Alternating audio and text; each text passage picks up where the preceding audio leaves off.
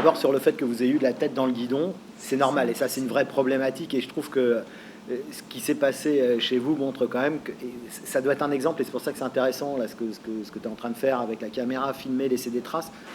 Parce que, notamment, il faut réussir à expliquer sur les autres territoires qui se lancent là-dedans que c'est long, que c'est difficile.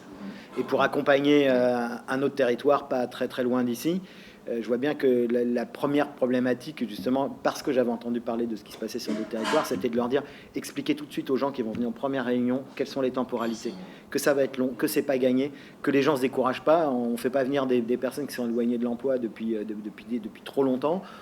On les fait venir, on leur dit on va créer quelque chose, et si c'est pour leur dire en réalité, il faut bien leur dire qu'en réalité, ça va prendre 1 an et demi, 2 ans avant de faire le montage, peut-être encore 6 mois, 1 an derrière pour réussir à avoir votre activité. Et ça, c'est fondamental. Donc, que ce soit long, difficile, avoir la tête dans le guidon, c'est normal. Après, sur l'édifice... Quel est l'édifice, hein, si on le savait. En tout cas, ce qui est en train d'être construit, c'est au moins l'expression d'une autre forme de travail, d'un autre rapport au travail. Et rien que par ça, rien que de toucher du doigt le fait de développer des espaces où le rapport au travail n'est pas le même que celui... voilà, il faut le replacer, je pense, dans une perspective historique pour se rendre compte de l'édifice. C'est-à-dire qu'on a passé voilà, les 30-40 années après la Deuxième Guerre à être dans un système qui donnait lieu à un travail un rapport salarial en tout cas qui était très normé et qui donnait jusqu'à un certain moment des avantages en salaire quand il y avait une augmentation de la productivité des personnes.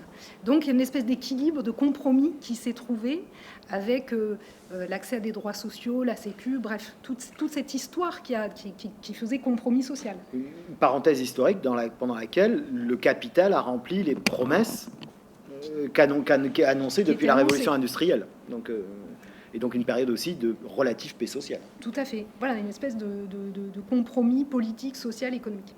Et puis, ce qu'on a vécu, c'est l'effritement, ce qu'on vit encore en tout cas, c'est l'effritement de ce compromis, avec des situations d'extrême précarité, de fragilisation qui touchent pas que les gens qui sont demandeurs d'emploi, hein, qui touchent tout le monde en fait, en tout cas toute une partie de la population.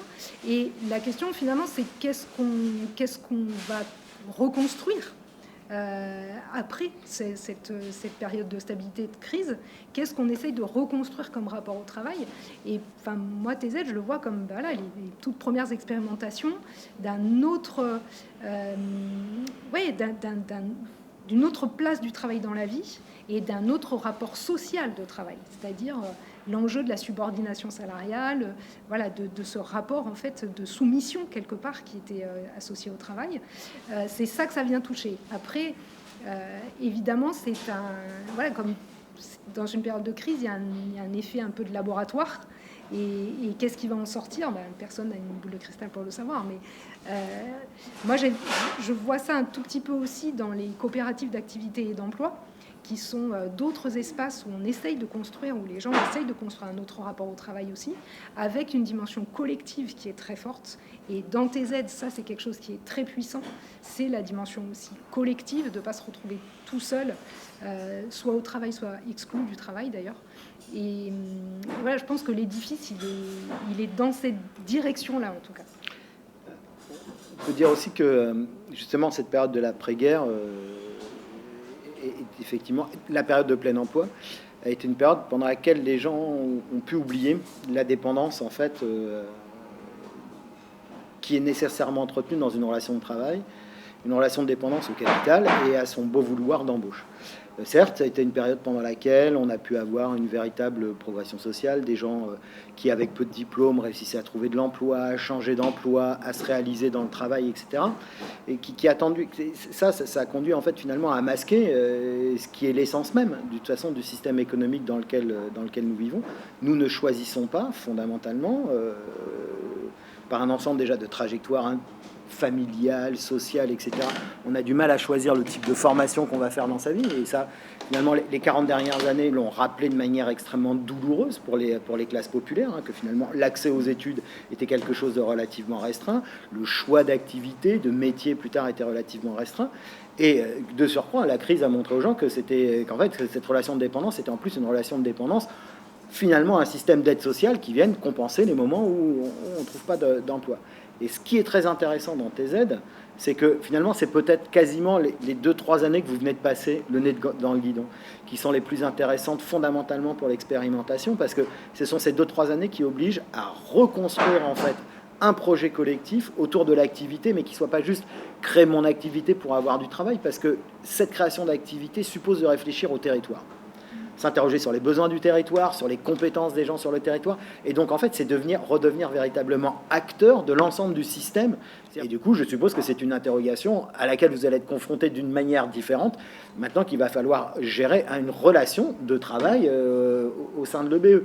Mais c'est justement tous ces acquis de réflexion autour de ce qui fait sens pour l'ensemble des acteurs, sens sur un territoire, sur un espace plus ou moins délimité, parce que chacun a une vision du territoire et de ses frontières plus ou moins larges, mais en tout cas, il y a cette réflexion sur ce que c'est qu'être ensemble, en fait. Et je pense que c'est quelque chose de fondamental si on veut s'engager dans une transition.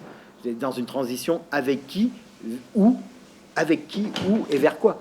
Et là, c'est toute une série de questions que nous ne sommes pas en train de poser. Et on parle de transition, mais on voit bien d'ailleurs comment cette absence de réflexion sur le nous, le où et le vers quoi conduit en fait à un immobilisme total en matière de politique de transition. On peut se dire que c'est parce qu'il n'y a pas de volonté politique, etc. Mais je crois que même s'il y avait la volonté politique, de toute façon, tant qu'on n'aura pas organisé de véritables espaces collectifs démocratiques pour réfléchir à l'avenir qu'on veut construire ensemble dans une période de crise majeure qui est en train de s'ouvrir, mais c'est pas jouer les Cassandres que d'annoncer ça. On le sait, ça fait maintenant 50 ans que le rapport du Club de Rome a été produit, ça fait 50 ans qu'on sait qu'on va dans le mur. Bon, maintenant on est dans le mur. La question c'est de savoir est-ce qu'on va trouver des brèches, vers quoi on va, qu'est-ce qu'il y a derrière, enfin bref, tout un tas de trucs. Encore une fois, toute une série de questions auxquelles personne n'a de réponse, mais que collectivement on peut essayer d'aborder. Et finalement, quitte à aller vers la catastrophe, autant y aller tous ensemble que de manière totalement isolée.